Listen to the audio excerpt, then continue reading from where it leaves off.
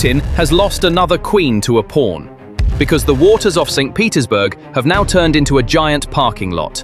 His ships cannot move. The reason is right here, and what follows is a checkmate trap for Putin. On the evening of November 16th, at around 10:10 p.m. local time, another airport in Denmark was closed due to a drone threat. Politiken.dk, one of Denmark's largest newspapers, reported that Naviair had detected suspicious drone activity at the airport. North Jutland police stated that they were aware that one or more drones may have been seen around Aalborg Airport. Following the first UAV sightings at Kastrup Airport, UAVs were also reported at other airports and military facilities across the country. This was not an isolated incident. Drones suspected to be of Russian origin targeted civilian airports in Belgium, Brussels, Liège, and sensitive military bases, including Kleine, Brogel, which has nuclear capabilities, halting operations. Across Belgium and Europe, a sense of determination prevailed, mixed with suspicion and anger. On the night of November 9th, the final event that triggered this anger and determination occurred. On Sunday evening, 5 unidentified drones were detected flying for about an hour directly above the cooling towers of the dual nuclear power plant near the port of Antwerp in Belgium. So, who is behind this madness, and why now? The answers to these questions lead us to a hybrid war scenario that has been unfolding over the past few weeks, with every step carefully planned. And at the center of this scenario is one name: Vladimir Putin. The waters off St. Petersburg have now turned into a massive parking lot. Like trucks locked at a border crossing with their engines turned off, dozens of Russian oil tankers are trapped and waiting in the waters off St. Petersburg. They cannot move. This is not a storm or an accident. This is a trap. At the center of this trap is Vladimir Putin, paralyzed in front of his own castle while trying to defeat the West. And at the heart of this trap lie two emotions: money and fear. The new US sanctions that arrived on October 22nd burned the money. Putin's ghost ships suddenly lost their insurance policies and international port entry cards. Fear and panic. Ukraine's asymmetric attack threat, demonstrated in September against St. Petersburg, Primorsk and Orenburg, turned these ports, which Putin trusted most, into a huge shooting range filled with oil-filled, easy targets. St. Petersburg has never been just a city for Russia. Designed as Peter the Great's window to the west, this port city has been a symbol of Russia's economic power and strategic stronghold for centuries. Giant terminals in the Baltic Sea, such as Primorsky and Ust-Luga, were the heart of Russian oil exports, the economic lifeline of the empire connecting it to the world. But today, that window appears to have slammed shut. That strategic stronghold has now become a trap. Over 30 tankers are stranded outside the ports, unable to move. Putin's greatest economic strength had become his most vulnerable Achilles heel. The ships piling up in St. Petersburg's ports are not merely delayed cargo. For years, Putin has been attacking the West, hiding behind a strategy he calls the grey zone. He has launched cyber attacks, spread disinformation campaigns, and hinted at targeting undersea internet cables. The shadow fleet of over 600 rusty, uninsured tankers they built to evade sanctions was the darkest tool of this grey zone. Until now, these ships were merely ghosts carrying illegal oil, but not anymore. Now, they are Trojan horses, anchored in European ports, disguised as civilian cargo ships. And now, they are using a new form of threat: swarms of drones launched from civilian-disguised vessels. These attacks were low-intensity operations that the Kremlin could always deny, but the West could not easily respond to with direct military action. To September 24th to 25th, 2025. The goal was not to blind a radar station, but to blind a country's economic and logistical heart, to paralyze it. An emergency protocol similar to the COVA plan was immediately activated. This is the worst-case scenario an airport can face. All takeoffs were immediately halted. Dozens of planes approaching for landing began to circle dangerously in the air. The runways were cleared. Controllers in the tower tried to safely divert the planes in the air to other airports, while also trying to understand what the drones were doing. The result was complete chaos. Within hours, hundreds of flights were cancelled. Tens of thousands of passengers were stranded in terminals. The economic damage reached millions of euros within minutes. Cargo operations stopped, supply chains were disrupted, and Denmark's largest gateway to the world was shut down. But the real damage was psychological. The fact that a NATO capital, one of Europe's safest cities, could be held hostage for hours by such a simple and inexpensive method sent shockwaves across the continent. The Primorsk, Ust-Luga, and Vysotsk terminals are arteries that carry hundreds of millions of barrels of oil to the European market every year. When these lines are blocked, not only does the flow of foreign currency stop, but the Kremlin's internal balances also grind to a halt. Because 40% of Russia's budget still depends on energy exports, that is, on every barrel of oil that leaves the Baltic. However, more than 30 ships are anchored off St. Petersburg. Each carries between 500,000 and 800,000 barrels of oil.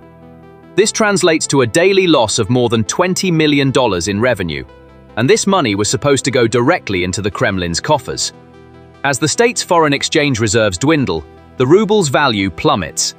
Another victim of this system is the oligarchs who manage shadow fleets. The Primorsk and Ust-Luga route has been under the de facto control of giants such as Lukoil, Sovcomflot, and Gunvor for years.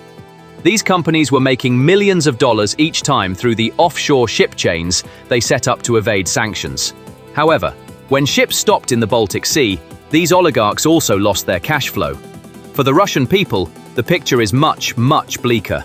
As the state's energy revenues decline, social budgets are being cut. Salaries cannot be paid, subsidies are being removed, and fuel prices are rising even domestically. The tankers waiting in the St. Petersburg port have become a symbol of empty pots in the kitchen for the people, not just a foreign trade issue. Because now, not only oil but also the regime's lifeline cannot leave those ports. This paralysis did not emerge overnight. It is the intersection of two massive geopolitical and military strategies designed to break Russia's economic backbone in the Baltic. To understand the anatomy of this suffocation, we need to examine these two pressure points separately. The first and most fundamental pillar of the crisis is the ever-expanding European Union and Western sanctions. The purpose of this fleet was to circumvent the price cap imposed on Russian oil by the G7 countries. Russia had turned these civilian-looking tankers into Trojan horses, not only to circumvent sanctions, but also to attack NATO. It became clear how dozens of kamikaze drones could be launched from a module placed on the deck of an oil tanker, looking like a standard shipping container. These ships were no longer just smugglers. They were floating terrorist bases capable of causing panic in European ports. Putin was now trying to win the war he couldn't win with his army, using pirate ships carrying oil.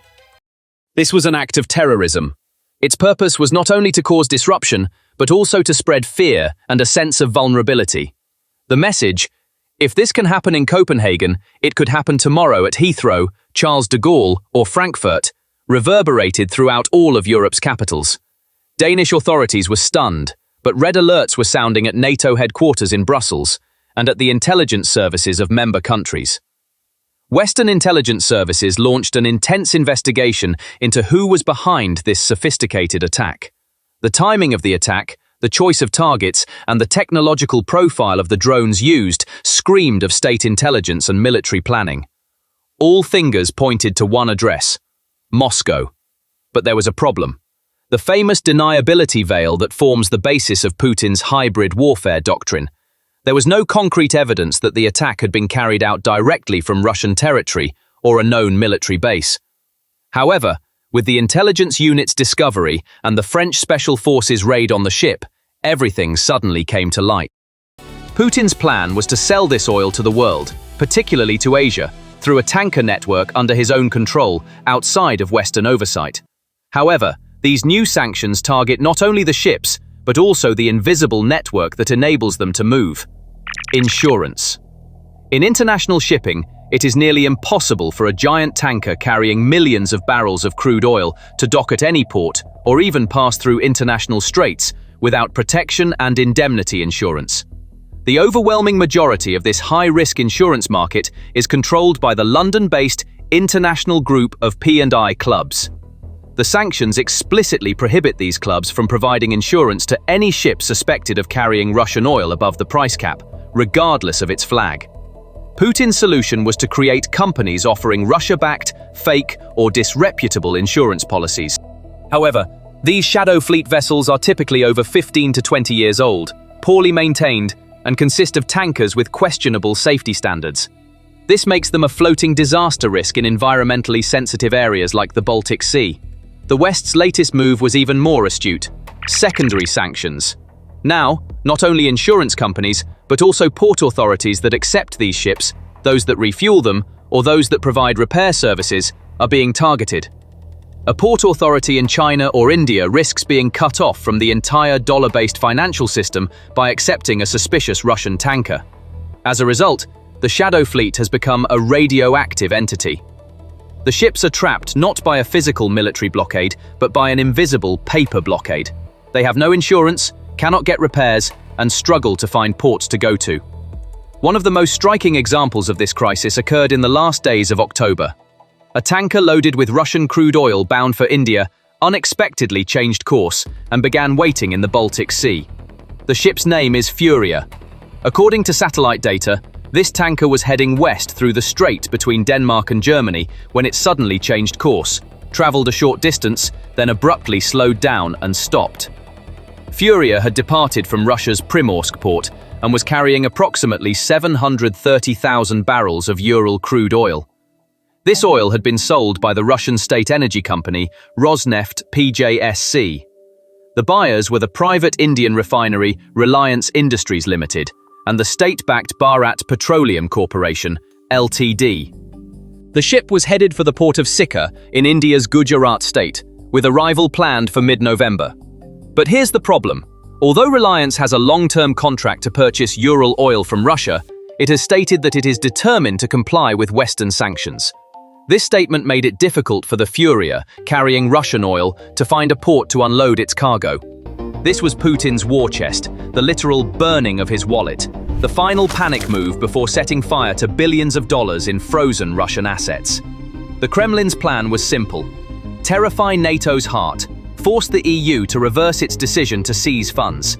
However, this plan turned into one of the most spectacular strategic blunders in recent years. The blackmail backfired the moment it began. Instead of backing down, Brussels played Article 4 of the NATO treaty. The "Our territorial integrity is under threat, we are convening urgently" card. And while Putin waited for a fearful phone call from Brussels, the response came directly from Berlin, via a military cargo plane. The German Luftwaffe's most elite drone hunter experts landed in Brussels immediately. What is Article 4? It states that when the territorial integrity, political independence, or security of a member state is threatened, all allies must be called for urgent consultation. It means, they are attacking me, let's decide together what to do. And it is the step before the famous Article 5, i.e., collective defense. While Putin was trying to engage in economic blackmail, he suddenly found himself creating a military threat that triggered NATO's collective security clause.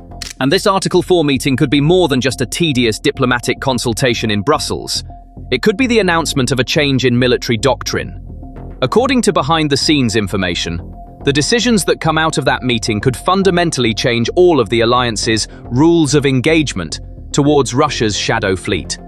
The era of observe and report could officially come to an end. The order to hunt and stop could be given. This would mean that standing NATO Maritime Group 1, SNMG-1, patrolling the North Atlantic and the Baltic Sea, could be immediately placed on high alert.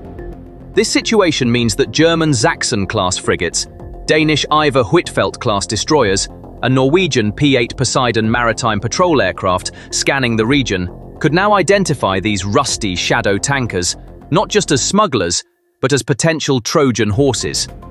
The new doctrine will be brutally simple. The slightest electronic or visual evidence that these vessels are being used as drone platforms, sabotaging critical submarine energy and internet cables, or involved in any hybrid operation, as in the Pushpa incident in Denmark, could now trigger not civilian oversight, but direct military intervention. This means NATO warships would have the authority to board these militarized civilian vessels, search them, and seize them immediately if evidence is found. Such a move could cripple Putin's strategy of threatening Europe with his shadow fleet. This decision could effectively transform the Baltic Sea into a NATO lake, trapping Putin's hybrid warfare apparatus in a strategic strangulation before it can even become operational. This was a diplomatic fiasco. If Article 4 was a diplomatic challenge, the military response came immediately from Berlin. Germany saw this blackmail and did not hesitate. France and the UK also urgently sent their military support to Belgium. Following Germany, France is also coming to Belgium to help combat drones after a series of drone incidents detected over airports and military bases disrupted Belgian aviation. The French anti-drone team was in Belgium over the weekend. British Chief of the General Staff Richard Knighton said in a statement to the BBC on Sunday that the UK was following France and Germany in providing personnel and equipment to help Belgium counter unmanned aerial vehicle attacks around sensitive facilities. Belgian Defence Minister Theo Franken, Flemish nationalist N-VA, announced the arrival of the French unit during a visit to the Pampa Range military base in Houtalen-Helchteren, Limburg. The German Air Force, the Luftwaffe, immediately dispatched its most elite CUAS, or drone defense, experts to Belgium. These experts are part of the Luftwaffe's Objectschutz Regiment, or Facility Protection Regiment, elite units. Their mission is to hunt down enemy UAVs using advanced jammers, such as the HP-47 and other detection systems. The significance of this move is as follows. Germany, NATO's greatest power, considered the grey zone threat against an ally as a threat to its own national security and intervened militarily. Putin's blackmail forced NATO to modernize its drone defense overnight. Worse still, Germany immediately announced the establishment of National Rapid Response CUAS teams, citing this incident as a precedent. While Putin wanted to intimidate Europe, he inadvertently gifted them a new and faster defense shield. This is a strategic own-goal situation. Putin's hybrid war in the Baltic states, Denmark and Belgium, was the last straw that broke the European Union's patience. The EU has raised Schengen visa restrictions on Russian citizens to the highest level. What does this mean? It means that millions of ordinary Russian citizens are now physically isolated from Europe. It means waiting in line for months in front of consulates, undergoing the most rigorous checks, and probably still being rejected. Countries like the Baltic states and Poland had already almost completely stopped issuing visas. Border crossings were closed. Now, with Putin's latest move, the last doors to Europe for Russian citizens are closing. There is no land crossing, flights are limited, and now visas are effectively cancelled. Putin and his allies' actions have isolated their own people from Europe. The Russian people are trapped in consulates and airports because of their leader's war. This is the true picture Putin is presenting to the Russian people. An army that has failed to take Pokrovsk in 14 months, a ridiculous propaganda machine spouting nuclear threats, and millions of innocent people excluded from all of Europe because of blackmail to recover their leaders' frozen assets. Every move that puts Putin and his allies in a tight spot directly impacts his own people and forces them to see the truth. So, what do you think about this? Please share your thoughts in the comments. To stay updated on new videos, please subscribe to our channel and don't forget to turn on notifications. Thank you for watching.